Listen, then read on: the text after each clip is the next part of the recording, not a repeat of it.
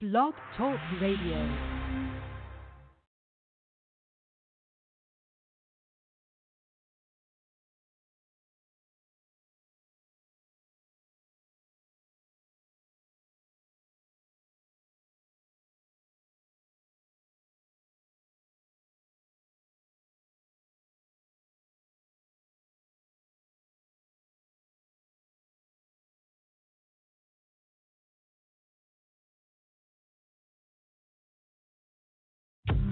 Welcome to the 1 Minute Apology.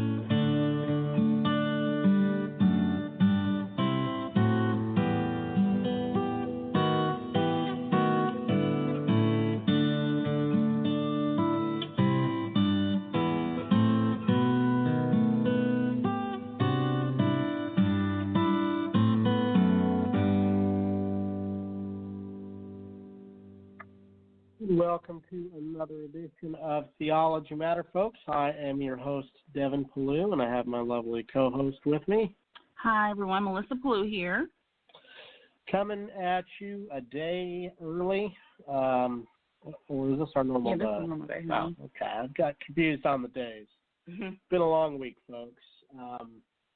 We're doing a special show today. Unfortunately, we lost a great teacher, mentor, friend, and just a giant in the Christian faith earlier this week. Melissa, maybe for those who don't know, you want to explain what happened? Yes, so Dr. Norman Geisler, I'm sure if you have listened to our podcast, you know what an influence he has been on us personally and intellectually, and what a giant he has been in terms of the modern apologetics movement. And so this show, obviously, being dedicated to the fields of apologetics and theology, you cannot possibly deal with these issues without the influence of Dr. Geisler. And so we wanted to just take some time to really reflect on his life, his legacy to us personally, and with others who Dr. Geisler has influenced. He actually has been a guest on our show previously, and so we'll have to pull up those archives and post those as well to our Facebook page, as he always had time to do things like this, and he gave of his time freely to building up the kingdom and to pouring into believers and equipping the body. And so we just saw it fitting today during our time. We were going to be actually discussing some issues related to abortion, but we will resume that next week, and we just wanted to focus on remembering Dr. Geisler today. Yeah, absolutely, and we're really, it's a sad time, but it's also going to be a great show. We've got some guys that work with Dr. Geisler, and one of them was his assistant for years, and one of them now is working with NGIM, and we're going to open up the phone lines for people who want to call and share some of their memories of Dr. Geisler. But before we get into that, we just want to get a few little housekeeping things out of the way. If you have not liked us on Facebook yet, you can just type in Theology Matters with the Pellews, and there you can find a lot of our shows. And if you're new to the podcast, our primary focus is apologetics and theology, and so we've done topics on Mormonism, New Age, atheism, Islam, every kind of religion you could think of. So be sure to follow us there. Melissa, where can they find us on the iTunes or Android? Right. So we have we're on iTunes, Apple Podcasts, and these things as well. So you can always go back. Radio, right? Yes. So you can always go back and under True Radio on Blog Talk, and you can pull up our archives. We've been at this for how many years now? I think we just celebrated 7 or 8 years. Yeah. Right? So we have a lot of we usually bring on guests who are experts in particular fields and topics. We've hosted debates on our show here on God's existence, abortion, sola fide, things like that. And so you'll find a wealth of knowledge from those who are really trained in these particular topics. All right. Well, from there, we'll just go ahead and go to our first guest, and wanted to bring our friend Thomas McCuddy on the air with us. Thomas actually works with NGIM, and me and Melissa have both known him for several years and have got to do a lot of ministry with him, and just a wonderful guy. Melissa, maybe you can introduce him to us. Right. So Thomas McCuddy, he is a graduate of Southern Evangelical Seminary, which, of course, Dr. Geisler co-founded and is president emeritus of, and taught faithfully for years. And so Thomas works with Norm Geisler International Ministries as the director of the Norm Geisler Institute, and he can share a little more with you about what that entails. And but we want to bring him on just to share more about Dr. Geisler's work, ministry, and life. So, Thomas, are you there? I'm here. Can you hear me? Yes, we can hear you, Thomas. And thanks for taking time to come out and be on the air with us. I recognize that you're traveling right now, correct? I am. I was actually in Memphis visiting family, so I'm heading back today, actually. Okay, great. And I know you spend a lot of time on the road and that sharing about the Norm Geisler Institute. Tell us about the Norm Geisler Institute very briefly before we jump into discussing Dr. Geisler's life. Sure. So a few years ago, David Geisler, when he came back to the States, Norm had a vision for the Norm Geisler International Ministries. And this was to continue the legacy after all that Norm has written, over 100 books. The idea is, we need a way to minister, reach the churches, and a part of David's vision was always to have an institute that would directly impact. And so the Norm Geisler Institute is kind of like the discipleship arm that reaches out and person-to-person trains, equips, disciples the church in evangelism, discipleship, and apologetics, so that anything the Institute does, it's done person-to-person. And that's really a big part of Norm's legacy, because when I was in the early 2000s looking for a school for apologetics, and I would call up the different schools, and they treat you kind of like you do when you get like customer service at Walmart sometimes. It was Norm who said, "Hey, come out, I'll take you out to lunch and tell you about SES." And I was like, "Well, that's like getting a lunch date with Billy Graham. Sure, I'm going to go out and go check this place out." And so the Institute, in a lot of ways, retains that personal approach to reach the church and help people, and that's what it is. And that as you discuss that and that personal approach, and even your own story of Dr. Geisler reaching out, "Come on, let's have lunch." There's so many stories like that of him taking time and energy and effort to pour into people, one person at a time. And I think many may not realize that, when they see him maybe speaking in around the world and all these books that are coming out, and see his teaching material, and that they may not realize the effort that he put into meeting, pouring into people one person at a time. So I love that the Institute was founded and the vision of it, and that will continue through Dr. Geisler's legacy. So you shared, basically how you all met was through you coming to the seminary, correct, and getting to get trained. Correct. Yes, I was actually I majored in mathematics in my undergrad, and when God called me to ministry, I was dealing with Muslims, atheists, and Hindus, and I didn't know anything about all these isms, and I just went looking for books, and of course, Norm had several on the shelf, and he said he had a seminary in Charlotte, North Carolina, and back in those early days, there was only 2 schools that really emphasized apologetics, and I was searching for every single one, and like I said, his was the one not only that I think did it the best, but like I said, he reached out, and when I came, I'll never forget sitting down having root beer floats in his den, and I'm sitting there just looking around like, what am I doing? How did I get here? But that's just that's who he was, and a lot of people don't know that. Right. So it was. You say you were doing some ministry to Muslims and that's kind of what got you into apologetics and looking at some of his books and that. Well, actually, I was studying mathematics at a state university, and in that department, Muslims, atheists, and Hindus were pretty much the body of population. It was one of the bigger schools out in Tennessee, and like I said, I was just coming up against things like relativism, pluralism.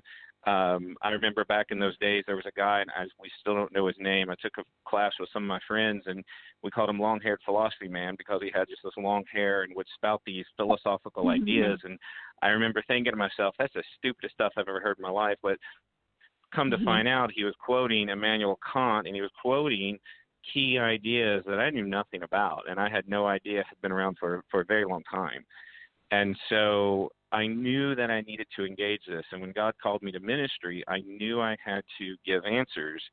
And I think my most used quote when I sat down one of my first times with Norm and was just kind of sharing my experience about, dealing with these things. And like, they're just saying this stuff. I know it's wrong, but I don't know how to answer. And he said, anyone can smell a rotten egg, but you can't always lay a better one. And I said, I want to learn how to lay a better one. I want to learn how to do this, and that's what brought me to Charlotte and set me on that course. So I know some Christians, I grew up in a kind of a culture where it was like philosophy and that was looked down upon, science was looked down upon. Did you have kind of an aversion to that Dr. Geisler kind of, helped you get over, or were you were pretty open to it, or? I was pretty open because I didn't really come up in a church culture. So I was, again, studying mathematics, and I was kind of in an academic world. And when I got into it, I realized, there was no one there to help me. Like I would go, when I first was saved in middle school, I went to the church looking to be discipled because that's what I had read about. I came to Christ by reading the New Testament on my own. I read it twice and put my faith in Christ. No church, no youth group, no just as I am. I just, I just read it and I said, hey, if this stuff is true, I either have to be all in or walk away. So I didn't have any kind of background, but as I went into the church, I realized the sad thing for me is I understood that the church was lacking in helping me. I couldn't go to the church to get these answers. That as I was getting hit with objections by the Muslims, no one in my church, and I went to a very large church there in Middle Tennessee, and no one could help me. And as I was facing these isms, no one knew what to say. And so that's why I was basically going to the books, and the internet was still in its, wasn't quite as robust as it is today. So, I was like, well, what am I going to do? And that's why actually when I graduated Middle Tennessee, we packed up everything we owned. We moved to Charlotte with no jobs, no prospects, no nothing, because I knew Charlotte had SES, and that was the only way I was going to get this training. And we went literally on a wing and a prayer, and God provided. Wonderful. Real quick, we have a few people on the line that have called in because we've asked people to call in and share your thoughts and your memories of how Dr. Geisler has impacted your life. So just stay on the line with us. Be patient. And let me give you the number for those who would like to call in, 768-7314. That's 619-768-7314. We're going to move through some of these testimonials. But, Thomas, was there a particular book that Dr. Geisler had written that impacted you the most, or one of your favorite? I know he wrote a lot, and they're probably a lot of them are your favorite, but any one particular kind of stick out? The initial ones that got me, and this is so odd, it's not a book anyone else is going to really talk about, because my background was mathematics. So when I got a hold of Dr. Geisler's logic book, that helped me understand how everything I had been thinking about and how I'd learned how to think applied to Christianity. And so coming from the sciences, stuff like that resonated with me in a big way. And that's what just kind of drew me in. So again, not the one that everybody's going to point to, but from where I was, it bridged a gap that I needed bridging. Well, that particular book you're talking about, I can't remember the name exactly. Something of critical thinking, right? An introduction to Come Let Us Reason. Like that's it. I've got that copy. Come Let Us Reason. Yeah, it's funny because me and Melissa know we've talked to a few moms, homeschool moms that actually were doing it in their women's group, and that was helping them really think. So I know that was a good book. Go ahead, Melissa. Yeah. Well, in terms of just working with Dr. Geisler, him bringing you coming on to the team with David Geisler, and what was that like to have an opportunity? I mean, here you are again, starting from just wanting to get involved and wanting to learn about apologetics, meeting Dr. Geisler, being trained under him, and then you're on the team and you're working with him and for him. What was that experience like?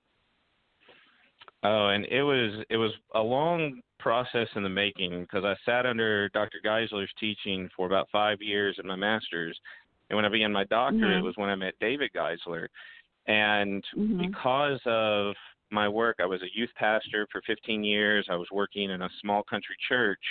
That it was David Geisler who saw that I was approaching apologetics from a very different angle, because I'm not in the collegiate world. I'm at the level of the pew. And so that was where, and this was before, when I came on board in the January of 2018 was really kind of when the Institute began. And that was what David saw, is he said, we need that practical experience, and we need to, the phrase we use now is reach the pew. And so that was part of the vision, was we're going to take Norm's material and we're going to bridge the gap for everyone else, where they are from their experiences. And so coming on board with that was incredible. And part of what I actually brought Norm out to the Bible college where I teach at in Fayetteville, North Carolina.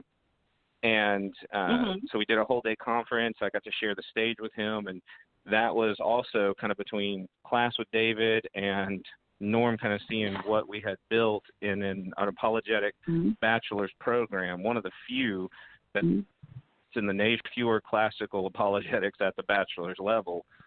That was where they said, hey, we want you to come alongside and do this with us. And, I mean, my wife agreed. She's like, this is what God has been doing since that day he called you into ministry in 2001.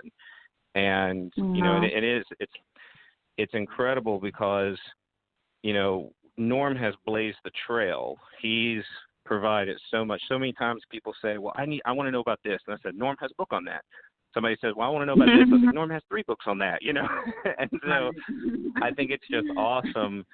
It's not a relic to say, oh, let's look at the past, at all he's done. This is still forward thinking, that his legacy is, and what he's done is continuing to grow and move forward. And I think one of the awesome things for me is that I get to stand on his shoulders and reach people the way he reached me. So, and it's Thomas, awesome. Just from us knowing you personally and through our ministry with Ratio Christi and partnering with you on some various opportunities to equip the church, your ministry there and your teaching at the Bible college there in the Fayetteville area, I'm really impressed because of the students who have come through there and that have just fallen in love with apologetics and are becoming and are getting equipped and trained. And you have a number of African American students who, yes. from my conversations, were not familiar with apologetics but had questions. And now now that they're being equipped through you, because you were equipped through Dr. Geisler and his work, they're being equipped and they're equipping their churches. And so I think that is an amazing legacy. Myself, as as a Black female in the apologetics world, the impact that Dr. Geisler has had on spreading this message of reasonable faith to those who may have had little exposure to that in the past, and reaching all types of demographics, women, minorities, those over in Asia. I know you guys have a huge presence in Asia, in those areas. I think enough has not been said about that impact that he has to bringing the apologetics world and what we would call the ivory tower thinking and these deep philosophical ideas down to the person who is, right there in their community, just sharing the gospel with people. And you're right. There's a lot of people who don't know. Norm was never, to my knowledge and my experience with him, he was never the one who wanted to be the sage from the stage. He was that expert. But what NGIM and part of that vision was planting feet on the ground everywhere that we know, in the case of our branch in the Philippines, we know Filipinos are going to reach Filipinos best. We know, I just went to South Africa a month ago. South Africans are going to reach South Africans the best. And so the same thing with the Bible college where I am, I recognize African Americans are in the best place to reach other African Americans. There's a shared culture there that I, as a white man, do not possess. And I actually, there's an African American church in Fayetteville that through the apologetics, through what we're doing, and through NGIM, I've actually been going every other month, training and speaking at that church, trying to raise up leaders in that church, trying to raise up people. And and I tell them every time when I go in there, I was like, just in case you notice, I'm not a Black guy, and they laugh and they're like, yeah, we see that. I said we need people of all sorts. And everyone can do this. And I think what happens sometimes, Melissa, is I know this has been the case with a lot of ladies. I know this has been the case with other people sometimes around the world. They think we can't do this. We're not capable. And I said, that's the lie we're trying to overcome, is that what the legacy of Norm is that we're going to teach everybody who can think in this world to think about their faith so they can love the Lord with their mind as well as their hearts. And that's part of my excitement is one of my students, he's an African-American man. He's just finished his master's at SES, and he asked me, he said, should I get a PhD? And I said, yes, you get the PhD. We need people of all ethnicities, all backgrounds, and I think that's what's just one of the exciting things about being part of the international ministry. It's not just an in-house thing. Norm was never that way. He would go to any church that asked him, even if they didn't pay him. No one knew that. Like he never asked for an honorarium up front. Like from my knowledge and from what I understand, he never set that fee. And that's honestly with the Institute, I've adopted that same kind of policy. Is that if there's a little church of 20 people that need help, we're gonna reach them somehow. If there's a church of 2,000, we'll be there. We're there for the church. And that's really, in my mind, that struck me so much when I heard that about Norm, that he didn't, just the fact that he never asked. He never knew how much a church gave him. He never, that blew my mind. And I said, I want to be that. I want to be that kind of person. So that's a way personally he's impacted me that we now continue to move the ministry forward, really with that same philosophy. So, yeah, we one of Devin's and my favorite memories of Dr. Geisler was in 2011, actually, later in 2011, and he was asked to speak at a conference, If God By Evil, and I believe it was when his book had recently came out, If God By Evil, and he was asked, there was a small group of Black apologists in inner city Cleveland and they had formed this ministry, Ready Defense Ministries, and they were just equipping the church. They were excited, and they decided to have this conference and asked Dr. Geisler to come, and he, of course, accepted. And they hosted it at Alistair Beck's church, but he ended up, long story short, he was coming from another conference in California, and he flew into Cleveland, and Dr. Geisler wasn't a big fan of planes, and so rather than he was flying into Cleveland, so after the conference, rather than flying from Cleveland to Charlotte, he wanted to ride. He wanted to drive, and so he actually asked Devin and I to drive his car from here to Cleveland, 7-8 hours. He entrusted us to drive his car up there, and then he had arranged for us to. We all stayed in homes of the people on the team. He was so humble. So we stayed in homes of the team members and had dinners together, and he spoke at the conference, and then we drove out. We drove him back, and we took turns driving, actually, me and him, and yeah, it was a neat 8-hour drive, just picking his brain and asking him questions. But it's just the fact that he was on that level of you could just talk to him about anything, and so that. Any final thoughts, Thomas, about Dr. Geisler? I know we're all even though Dr. Geisler was in his 80s, he was still so vibrant, and he was teaching, and he was doing so much, up until the end. And so even with his age, I think it still was a shock to many of us because of the fact that he was he was still going. He was still doing God's mission. And so, yeah. It is, and I think that, and I remember him saying many times in classes he would rather burn out than rust out. And I've seen a couple of articles, that lament the fact, he only retired just a few months ago, how sad. And I'm like, no, I'm telling you, that's how he wanted it. He didn't want to be sitting around in a rocking chair. So I think the Lord gave him the desire of his heart. He maintained it till the end. And that's just an example to follow. I mean, that's what he wanted. That's what God gave him. And I know that's exactly, Norm finished well. And it's going to be a celebration of a life this weekend. It really is. And I think that, with the way, again, as it comes in the end, it comes quickly. I know a lot of people were shocked, but I tell you, I said, Norm is not with any regrets right now. I'll tell you that. No, he talked of heaven so much, and we actually opened the show with a hymn because he always instilled that love of hymns in us, and so we'll be rejoicing. But Thomas, we really thank you so much for taking time out of your schedule to come on to share, to reflect, and just again, we have a link, hyperlink provided on the show description where you can link to get information about Norm Geisler Institute.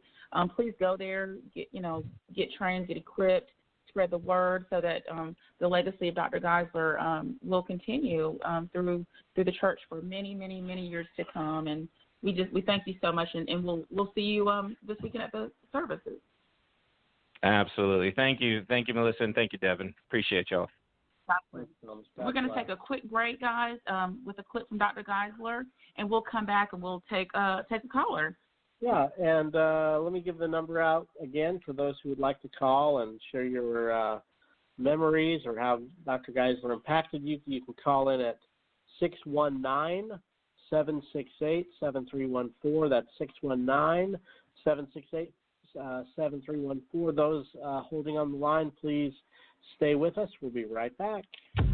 Welcome to the 1 Minute Apologist. If you had 1 minute to be able to unpack for the audience, we interview the world's leading apologists to provide credible answers to curious questions. Welcome to the 1 Minute Apologist. My name is Bobby Conway, and I am here with Dr. Norman Geisler. Good to be with you, Dr. Geisler. It's nice to be here, and it's nice to be anywhere at my age.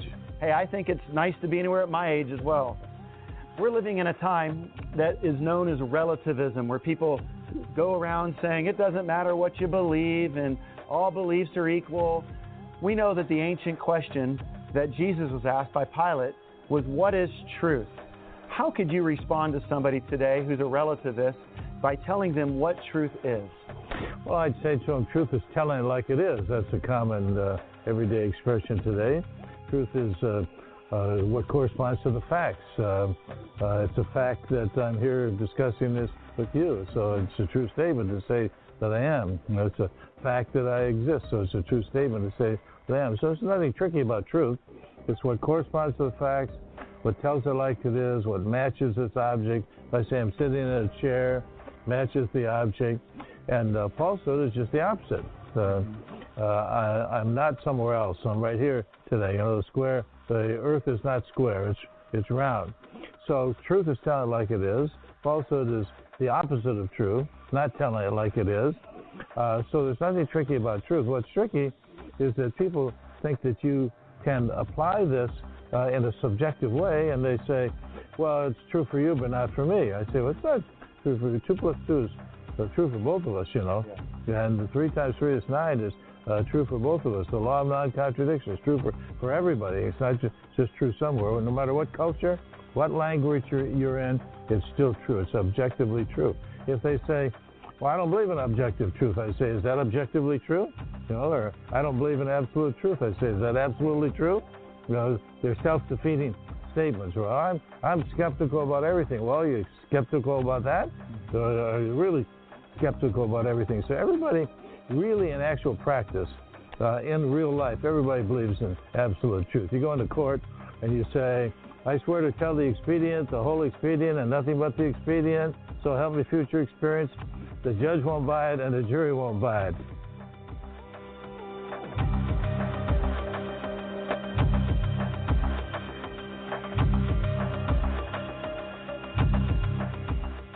All right, so we are back, and we are continuing our tribute show to Dr. Geisler, and we're going to go to some phone calls now. We're going to bring on our friend Bill in a little bit, but I want to go ahead and go to our first caller. Caller, are you there?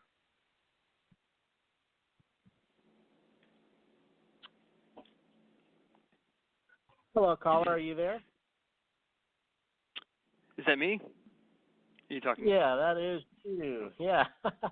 Okay. Who is all right. this? Yeah. What's your name? This is Joel Paulus, and Joel Paulus.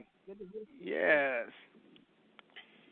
Yeah. Well, Joel is one of our good friends from Southern Evangelical Seminary, and been to the church ministry with them, and just one of the original gang. You got anything to add on that? Yeah, long time worked with Dr. Geisler there at the seminary, and I'm sure that you have lots of great things to share about Dr. Geisler's life and ministry and that, being so close with them at the seminary. Yes. I was a student for several years, my entire time as a student at SES, and then I went on to work for him as an assistant and research assistant, and worked on a few of his publications, and would assist him in some of his speaking engagements, and also assisted with some of selling some of the merchandise that was produced from the talks, and worked on that side of it as well. And I always like thinking back and just seeing how he was a very well-rounded person. And, a lot of his scholarly efforts and skill are definitely being celebrated as they should. But he was a very well-rounded person. He wasn't someone that only spent all of his time with scholarship and apologetics. He had a very balanced life, very balanced with everything else. He enjoyed family. He really enjoyed children, babies, music, sports. He enjoyed having people over and having dinner together. He loved going out to lunch and just talking. And it wouldn't always be about theology. It would come up, but he enjoyed just hearing about what you were doing as a person and how your life was going. He wanted to know about how your family was, how you're always asking about my parents. And one of the first times my dad came to visit me out in Charlotte after I moved here, and Dr. Geisler wanted to take us out to lunch, and so we sat down, and Norm said, "Okay, I pay, you pray." And he always had little quips like that. It wasn't just in the classroom. He always had like a quip. He always had puns. He loved puns and jokes. He loved silly jokes. He had a silly side that a lot of people didn't necessarily get to see. He liked to cut loose, act goofy, and so he was just a all-round, very well-rounded individual, and he was a family man. We're smiling as you're talking, Joel, because we're just thinking amongst ourselves. Well, there's this one particular story. Melissa always laughs when I tell it, but we went to lunch with Dr. Geisler. We went up to Alistair Begg's church. Ron Rhodes was there. It was the Problem of Evil conference. I can't read. Did you go to that, Joel? I think I might have been there. Okay, I couldn't remember. It's been a while, but we stopped at McDonald's, I think, on the way back, and for years I always made fun of Melissa the way she ate her Big Mac, because folks, she would deconstruct this thing to where she'd take half of it apart and eat it like a pizza. So there was just the weirdest, and I always used to give her such grief about that. I'd never seen anyone do it. And so we all go to McDonald's, we all order a Big Mac, and so we all sit down, and so I'm like giving Melissa the eye, like, don't do that crazy thing with the Big Mac, because, Dr. Geisler's here and I don't want them to think we're heretics or something. And lo and behold, as we're sitting there waiting, Dr. Geisler starts doing his burger the same way. It was so funny. We had such a kick out of that. Yeah. And I think that trip, Joel, well, a couple of things I remember. I remember once when we were, and I'm so glad you called in like that. This is just bringing back so many great memories, actually. We went to Winston-Salem to when Dr. Geisler was speaking at the Truth Project, one of the trainings, and we all, Devin and I had an old beat up Dodge Caravan, and and we picked Dr. Geisler up and picked you up, and we headed up to Winston-Salem and spent the day there, and came back and on the way. But I just remember picking his brain. And like you said, it wasn't like necessarily like in the scholarly environment, but just asking him questions, and he never was like, don't talk to me. I just finished talking for 2 hours. Don't ask me any questions. I think he really knew how much those experiences meant to all of us personally. And so I'm sure he was tired, but he really, he made sure that we had the most of our time with him. Yeah, he knew how much it meant to us, Oh, absolutely. Yeah. He was very approachable. If there was one adjective I had to describe about his personality, very approachable. Always, he would talk with anybody and everybody, and he was very open, and there was nothing off limits. And he was very generous in general, generous with his learning and his experiences and sharing that.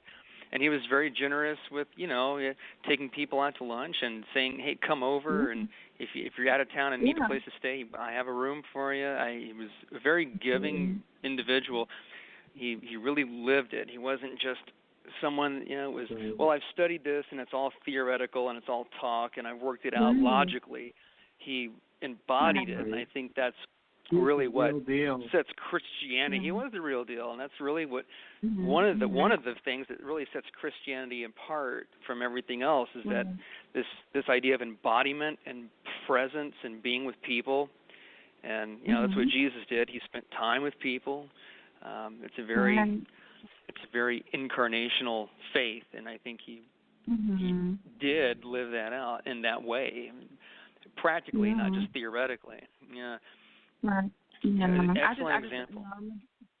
Absolutely. And I just remember, just going over to their house, Devin and I, just having ice cream, having ice cream Sundays, with him and Dr. Cordwin and Miss Geisler. I mean, just things like that, and just going in his house and walking into his library, singing hymns, things like that.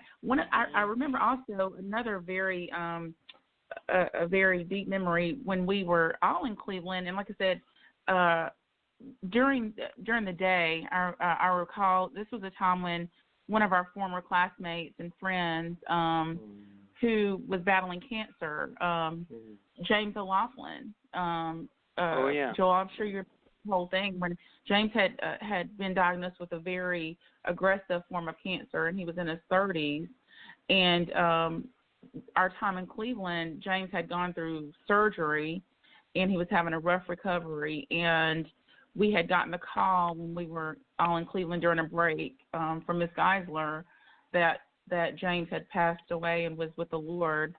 And I recall Dr. Geisler, he was so worried about James's mom because she was alone here in Charlotte, and she only had James here, and he made sure that that Miss Geisler had arrangements for James' mom to come over to their home and to stay there, and that they were going to be, just taking care of her and confident in her. I mean, you can imagine the grief that she was going through losing her only son.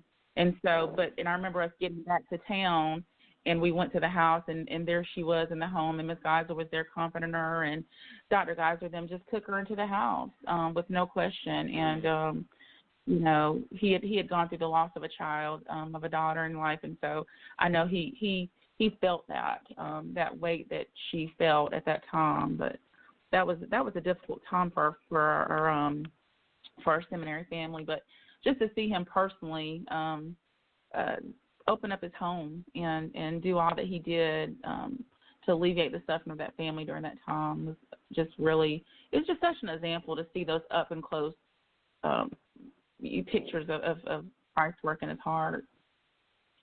Yeah. So any closing thoughts before we move on, Joel? I suppose just really summarizing everything we've talked about, and I believe it's one of the books that's, again, one of the less popular ones. Love, about love, the greatest apologetic being love. And he certainly had that. He certainly demonstrated that as well. Yeah, absolutely. Yeah. So his apologetics transcended syllogisms and lived in his actions, and I believe that those influences were instilled in not only the students that he had in the classroom, but the people that he went to church with and met just throughout his life. Yeah. Right. Amen. Yeah. Well, thank you all for calling in. We need to get together soon again. I'm sure you'll be there Saturday, so we'll look forward to seeing you there. Yes, indeed. Okay. Good to talk with you. Thanks for calling in. You too, brother. Bye-bye. All right, so that brings us to another caller, our good friend, Dr. Bill or William Roach. Dr. Roach. Thank you, Devin. It's good to be on today. It's good to be on today. Thank you for having me. Yeah, thank you for being willing to come on. Yeah, absolutely. Thanks for coming on. Yeah. And Dr. Roach is trained obviously at Southern Evangelical Seminary. He's got a very deep and lengthy history with the seminary, and which I know he'll be sharing very on a personal level and academically. He is also the president of the International Society of Christian and Apologetics, and we have that linked here in the show description where you can find out more information about this awesome organization that Dr. Geisler founded in 2007 to share the message of apologetics and to equip the body of Christ and to stand for biblical truth, which, again, Bill is doing a great job as president of that organization. So, Bill, thank you again for taking time out to come on and Go back and tell us from the beginning your relationship with Dr. Geisler and how that all started. Well, my relationship with Dr. Geisler began on the streets of Chicago. I was serving as on pastoral staff at a church in Cabrini Green. And for those who aren't aware of Cabrini Green, this was a community that was considered the slums of Chicago. I mean, you could have just as good of a chance of buying some kind of candy bar and a drink at the gas station as you could some kind of fully automatic weapon. It was a very difficult community that was there. So in the community, you were running into a whole variety of people. You had individuals who were born and raised that had their own objections. You had the universities who were sending people for different reasons into the community. You had different churches who were espousing different theologies all over the place. And I was found in a situation where I had to be able to answer a variety of questions, and I was unable to do it. So perplexed as I was, I left the church on a Friday evening, kind of distraught, and I walked up Chicago Avenue to Michigan Avenue, which, for anybody who knows Chicago, that's the heart of the city. And on my way back on Chicago Avenue, I stopped at Moody Bible Institute's bookstore just to kind of look around, and there, as I was going, I saw The Case for Faith by Lee Strobel, and it was on sale, and I purchased it, and I devoured that book. And as I read that book, there was a man named Norman Geisler. It was The Case for Faith by Lee Strobel. Hey, Bill, what was the name of the book? I'm sorry. The Case for Faith by Lee Strobel. Okay. And he interviewed Dr. Geisler in that book. And I devoured that book over that weekend, and I started to realize there are individuals out there who have actually thought about these matters, and they've given really good, rational arguments to respond to these types of objections. So then you fast forward a little bit, and I'm sitting in class for Bible college later that fall, and one of the professors, he required us to read the Baker Encyclopedia of Christian Apologetics by Dr. Geisler. He also required The God Who Is There by Francis Schaeffer. It was an introduction to philosophy and theology class. And I remember reading and devouring the Baker Encyclopedia of Christian Apologetics. And what intrigued me the most was this professor actually knew Dr. Geisler. He was a student of him at Dallas Seminary and then again at Southern Evangelical Seminary. So in many ways, I got to know Dr. Geisler first through his writings. And as time pressed on, Herb Flinkman actually left that institution. That was the professor's name. And he gave some of our names to Dr. Geisler, telling him that we were interested in going to SES. So at this time, I'm taking Intro to Apologetics as a distance student. And I didn't know that Herb gave our number to him. And somebody called, and I remember thinking to myself, I am watching Dr. Geisler's lessons right now. Everybody knows this is what I do in the morning because this is the only time I have to study. Who is calling to interrupt me? So I pick it up, and I was a little frustrated being interrupted. And I hear this, hello, I'm Norman Geisler. I was giving your contact information by Herb Flinkman. He told me you'd be interested in attending the school. And to be honest, I thought it was a friend of mine prank phone calling me. And I almost hung up. But by God's grace, I didn't. And, you know, one of the things Dr. Geisler did at that time is he actually would recruit for the school. And that's something you don't find seminary presidents doing, especially men of Dr. Geisler's stature. And by the end of the conversation, I was invited to Charlotte to come tour the school, stay at his house, got to meet his family.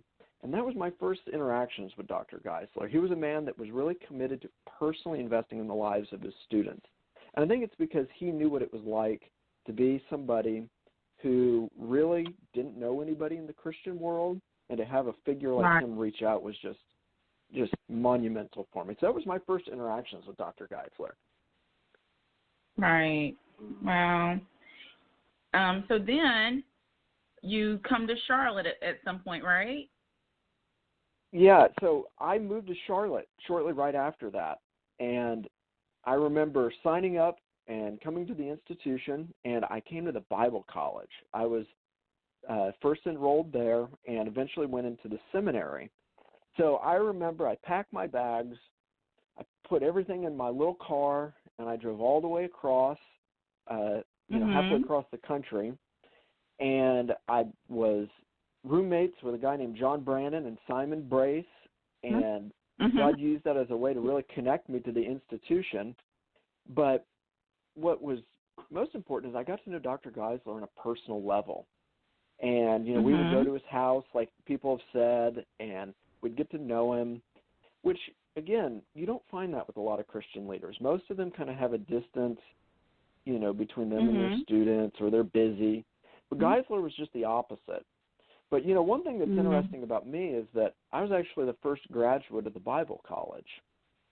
And, they had started it, and now there were students who started before me, but I transferred in a couple credits and got ahead of them.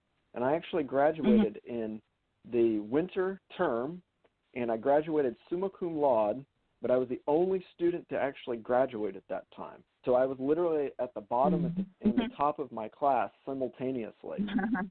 And, right after that, Dr. Geisler asked me to be his assistant. And initially I was taken back. Why would I be chosen to be his assistant? But for the rest of seminary, I would help him, grade papers for classes and research for books and travel and speak with him.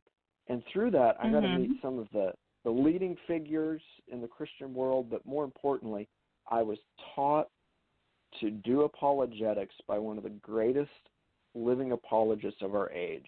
His motto used to be, we want to train trainers, teach teachers, and disciple disciplers. And truly, Dr. Geisler did that for me, and I'll be forever thankful for it. Amen. So, that influence and that impact that he's had on you, I know that goes, like you said, it goes far beyond the classroom and that. And I know you served on student leadership at Southern Evangelical Seminary, and God's used you in a major way in the body of Christ as well. So tell us some of your favorite Dr. Geisler stories. I think some of my favorite Dr. Geisler stories were some of them just in his home. I was able to have an office inside of his house. They actually would call it like Bill's room because there was a bed and an office in there, and I would, we worked on a lot of books together. A lot of people know about the ones that we co-authored or, we contributed and edited together, but there were several more where I would serve as a research assistant and help him draft several chapters. So I think a lot of the things I enjoy with that, but, I think more of the ideas and memories will come in the time going forward, but I remember just a different side of him. For example, I remember one time he was singing a goofy Johnny Cash song with some of his grandchildren, and it was hilarious because if you know anything about the Geisler family, his wife basically has all of the musical genes, and she's a phenomenal musician, and Geisler would tell you he has none of those genes. He would say the only instrument he ever learned how to play was the shoehorn, and he only knew how to play footnotes. And he just, he would joke about it so often, but he was really there as a man who came from an age and an era that was able to balance his academics with his personal life. He always put his family first. But, some of the other things that I really remember is that, there was never a time in my adult life when Dr. Geisler wasn't there. He laid hands on me at my ordination and prayed for me. He was the first to congratulate me when I finished my PhD. He officiated our wedding. And I remember some of the marriage advice that he gave just leading right up to that ceremony. He would always kind of joke about wedding ceremonies that on the day of your wedding, you stand up in front of a group of people and you say, I do.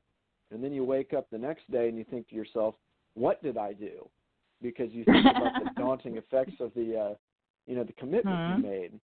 But, that's where really the pastoral heart of Geisler came about. He realized that apologetics is a theoretical discipline, but there's a practical application of it. And those were many of the things that I remember with Dr. Geisler, is that he was very influential in a personal way in my life, whether it be through counseling me through the death of my father, advising me in the marriage of my wife, teaching me how to actually write. And, I would write something and he would say, I think we need to redo this, meaning let me help you through this, because people did that for him. So on a very practical level, those are some of the things I remember. But, I think one thing that I really want to talk about with Dr. Geisler that was influential for me was actually co-authoring the book Defending Inerrancy. And I'm not saying that to toot my horn, but to realize and discuss the influence that man had. Dr. Geisler wasn't just the president of Southern Evangelical Seminary. In many ways, he was an individual in evangelicalism who forged the movement. And in many ways, evangelicalism would not be as evangelical if Dr. Geisler was not there. In many respects, he acted as sort of the governor, not like a governor over a state, but the regulator for thou shalt not pass. And he kept the boundaries of doctrinal orthodoxy alive, not just in the local church level, but at the large evangelical, big Evo, we might say, level. And that's a hard battle. And, he was such a monumental figure in the Chicago Statement on Biblical Inerrancy, and his ability to work with guys like J.I. Packer and R.C. Sproul and Francis Schaeffer, three names that will go down in history, but alongside them is going to be Dr. Geisler. So he really was sort of a leader's leader. He was a teacher's teacher. He was a pastor's pastor. And for that, we're thankful. Right. And his impact is just going to be felt. I mean, I don't think that we even have any idea or even we haven't even scratched the surface of the impact that he already has and is going to have until the Lord returns. And just it's such an honor to have known him and to have been taught by him.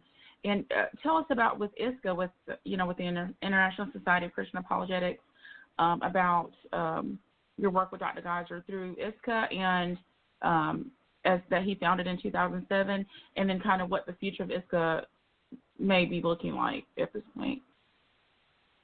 Yeah, Dr. Geisler was a founder of the International Society of Christian Apologetics, and the first conference that we had for it was actually at SES.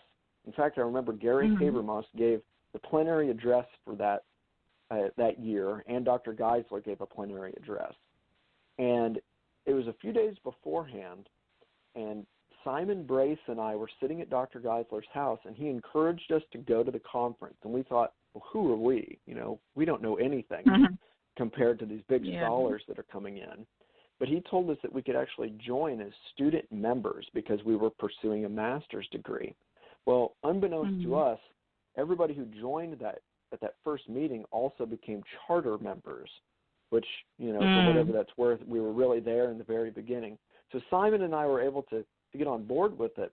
And at the time, I don't think I realized the impact and influence of ISCA.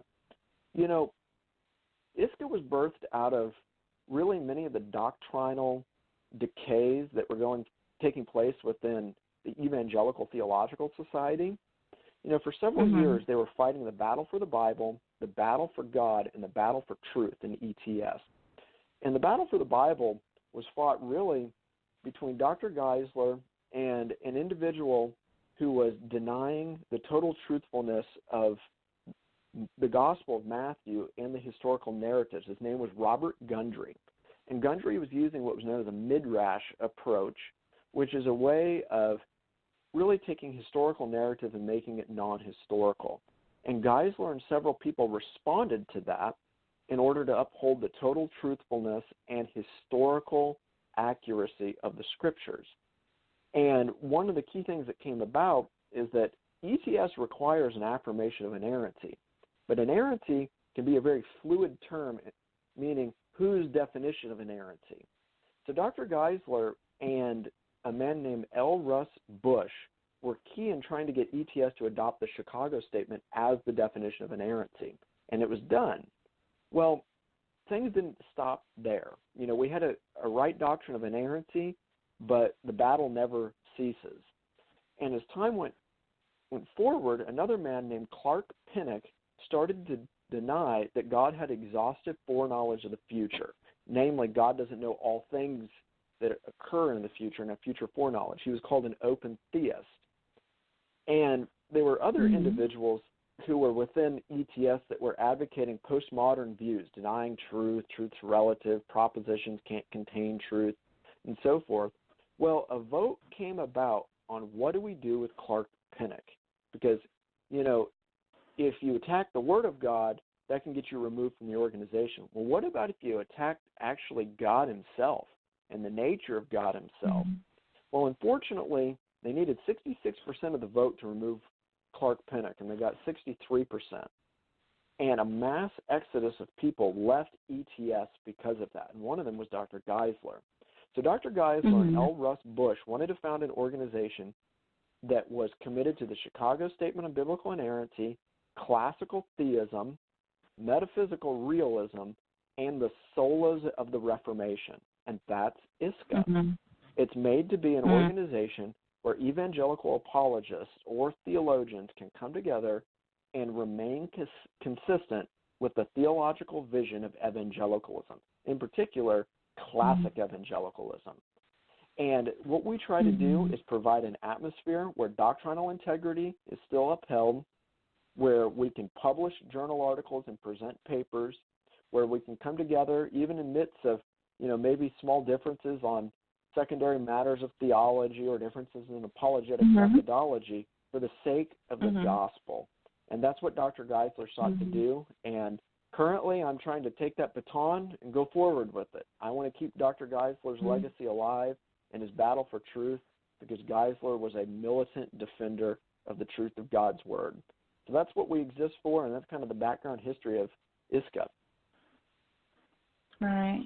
Well, I definitely don't know. No one would doubt that he is definitely a militant defender of truth and truth in our generation. And I just continue to pray for ISCA and for the mission that he's so valued and that he promoted.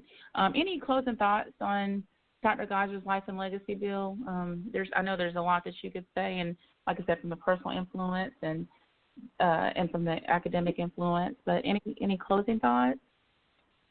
You know, like I've said, there's a lot of personal stories, and many people are going to have personal stories over the next few days.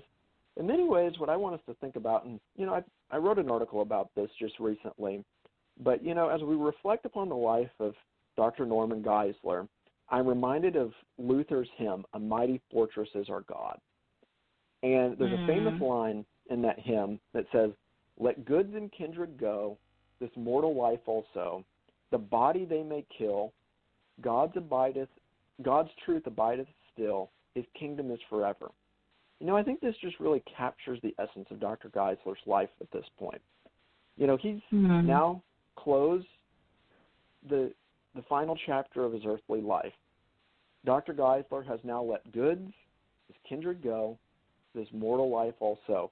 But we who are here now can rest upon the fact that God's truth abideth still. Christ's kingdom still presses forward. You know, as much as we love and honor Dr. Geisler, we realize that, you know, the kingdom of Christ doesn't rest solely upon Geisler's shoulders. It rests upon Jesus Christ himself. And even though God's messengers may die and go to the grave, God's message continues. And, you know, the thing that I really am thankful for with Dr. Geisler is that in an era of church history, when theology is in chaos and the church seems to be shaken at its very core, and people and their view of truth and reality seems to be tossed to and fro like every wave of the sea, we're thankful for the example of Dr. Geisler, who stood as a beacon of truth shining forth in the midst of a dark world. So in closing, we know that Dr. Geisler has now joined the great host of witnesses who have gone before, and he's passed the baton on to each of us. We can honor Dr. Geisler by continuing his legacy. It's now our responsibility during this time in history to say, I am put here now for the defense of the gospel. That's the legacy Geisler would want. good leaders do more than just defend the truth in their age. They train people who can continue that battle when they're gone, and that's what Geisler did, and that's how we can honor him at this time. Amen, Bill. Thank you for that touching tribute. Quickly, where can people find your work and your books and follow you at? You can find all of my stuff on my website right now, williamroach.org, and that has links to different sermons and books and different articles that I've put out. And if anybody's interested in joining ISCA, they can Google the International Society of Christian Apologetics. We have full members, we have student members, we even have what's known as a general membership for people who maybe don't have the academic background, but yet they want to learn apologetics and join into the society. That's really what we're here for. We're here to serve as a means to equip the church for the sake of the gospel. Amen. Well, thank you, Bill, for coming on, and look forward to seeing you this weekend. Yes, see you in a few days. God bless. We thank you, and we love you too, and we're really appreciative for all that you've done. God bless you, brother. Thanks, Bill. All right, folks, I can't believe it's already been an hour, so we need to start wrapping things up. We're going to take a short break, and we're going to come back, and my wife is going to share a few memories of Dr. Geisler that mean a lot to both of us. So stay with us. We'll be right back.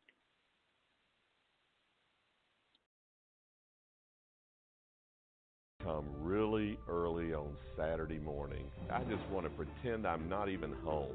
My first instinct is just to say no thank you, because I'm not ready to talk about what I believe. They're catching me off guard. I said, oh, here they come again. I just don't open my door for them because I don't want to be bothered. I feel anxious about getting into a religious discussion with them. I head to the back of the house. The first thing I'm going to do is, grab the kids, run to the basement. I don't really want to sit there and banter with them for 30, 40 minutes. I don't want to open the door because I don't want to talk to them. I guess because I don't understand a lot of about their religion. I know that they'll be coming back over and over again. And the first time you had that experience, you don't want it to happen again. So I get annoyed every time I see them.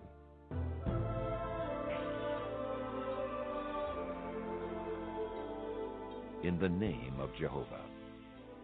This DVD, produced by the Interfaith Evangelism team of the North American Mission Board, will help you understand the people who knock on your door in the name of Jehovah. It will teach you what Jehovah's Witnesses believe. It will measure those beliefs against the yardstick of God's Word, and it will help you reach Jehovah's Witnesses with the gospel of Jesus Christ.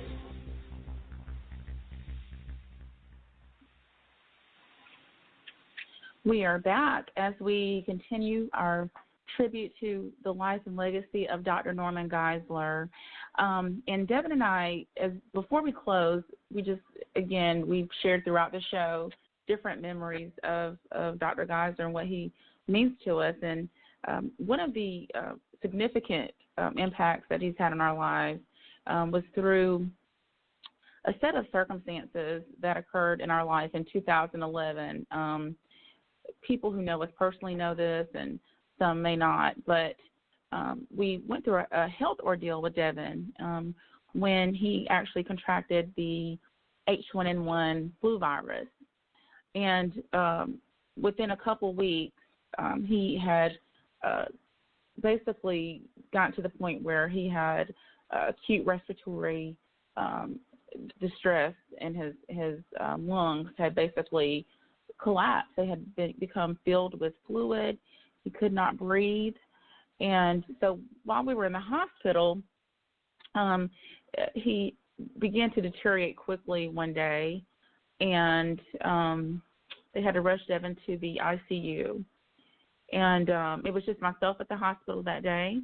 Well, we had visitors throughout the day, but at that point, when he became basically critical, it was just myself at the hospital, and they rushed Devin to the ICU. When I got to ICU, they had explained to me that, again, Devin was very critical, and they had to place him in a medically induced coma.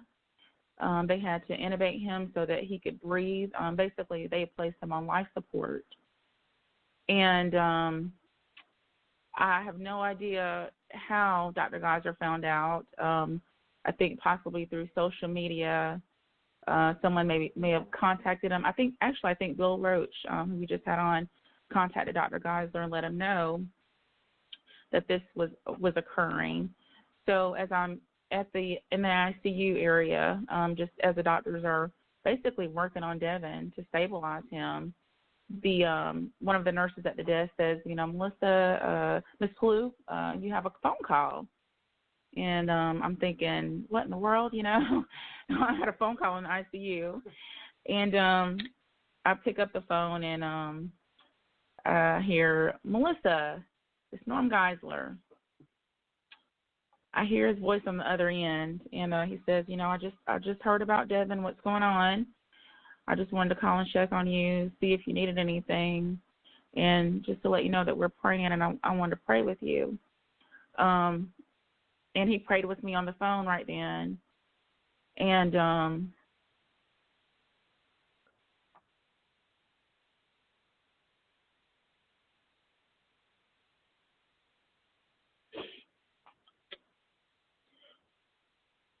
sorry. It was just such an emotional time. It was such a hard time. And he prayed with me on the phone. And I just felt a peace. And I just knew that the Lord was with me. And it just calmed me so much in the midst of the unknown when the doctors were coming to me and saying, if he codes again, if his heart stops, do you want us to resuscitate your husband? And these things. But that prayer meant everything to me, that he dropped everything and called me. And it was just, he just had that presence about him. Just that for many of us who don't have, who either had a poor father figure or didn't have a father in our lives, for you to have someone who, a man who, truly cares about you with those warm eyes every time you saw him, and so welcoming and just made you feel so safe.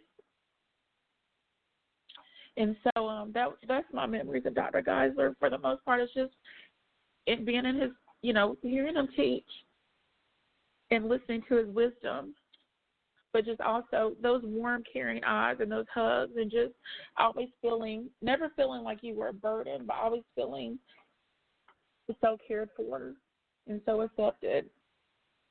And so just throughout that, and even as Devin, it was a long journey with him in the hospital. He was in a coma for about 3.5 weeks. Dr. Geisler and the SCS family, they were there for us every step of the way. We talk about apologetics and philosophy, and, people wonder, does it really matter? Well, our family, our SCS family, they mattered to us. They were everything to us during that time. It was a time of lots of uncertainty. We didn't know what Devin's long-term prognosis would look like, even after we knew that he would survive this. So after he actually was recovering and he was home from the hospital, we were just in such a horrible financial situation. We had doctor bills. I had to take time off of work to take care of him. We had literally no income. And I remember Norm Geisler, International Ministry, they, I remember Mike Jackson, Dr. Geisler, Bill Roach, all these, Dave Geisler, all reached out to see how they could help. And they basically, upon their own, came up with an offer where they were offering several Dr. Geisler's teachings on, I believe, DVD, for basically for free. They were offering it to anyone who would like these teachings. For a gift of any amount, and the ministry would not take any of those proceeds. They actually donated every proceed to us, and we would not have survived financially without that without that sacrifice of Norm Geisler Ministries and without his heart to help us during that time. He also gave us opportunities during this difficult financial time to help edit books and things like that so that we could earn some income, so that Devin could earn some income while he was home and recovering and could not work. It was amazing to see that much personal care and concern be given to us, to just everyday, ordinary people who nothing special about us, but he loved that way. He loved that genuinely, and so we're forever grateful for his influence in his life. And I did want to share information about the funeral arrangements, because there will be a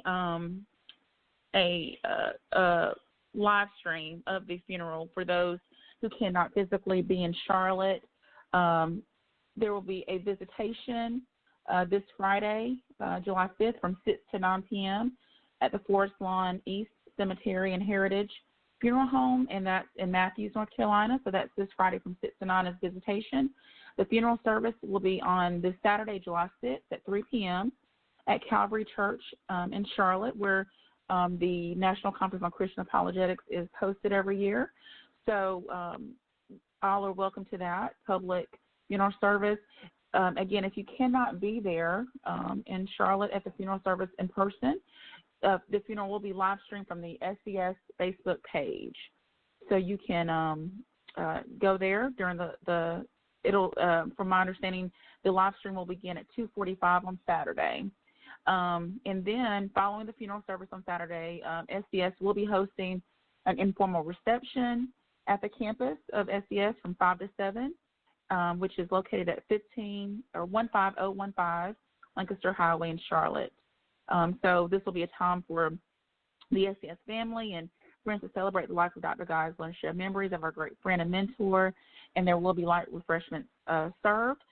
In addition, for those of you who many are sharing pictures and wonderful thoughts about Dr. Geisler on social media, you can actually hashtag if you'd like to make a short video testimonial on the impact that Dr. Geisler has had on you. You can hashtag Thanks Norm as well as Geisler Legacy, and those will be shared to the SCS page as well. So just, again, record a short testimonial, and that will be such a blessing to the Geisler family as they grieve, and to all of us as we grieve and as we reflect on his life and as we move forward.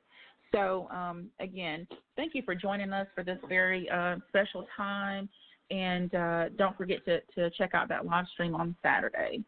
We'll be back again next Wednesday around noon Eastern, and the goal is just to go through maybe a different article or, something apologetics and theologically related, and been doing a lot of stuff with the pro-life issue. Spent some time last weekend in Greensboro on a pro-life panel, so maybe we'll spend some time.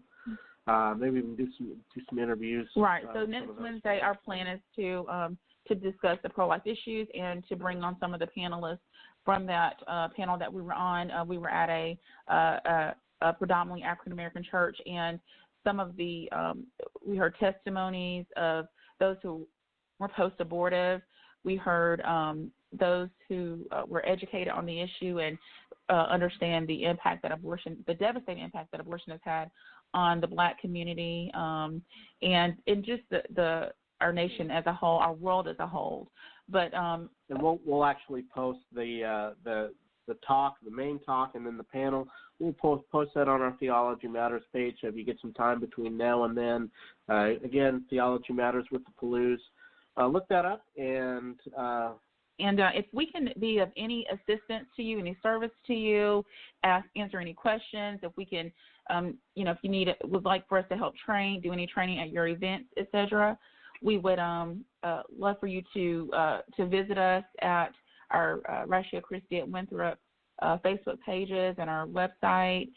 You can contact us, Melissa Pellew at ratiochristi.org, and I will definitely get back with you. We are supported missionaries, so we do everything that we do for the body of Christ and on the college campus, and apologetics evangelism, equipping the church, as well as ministering to skeptics and those of other faiths through the financial support of others who invest in our ministry and in our lives.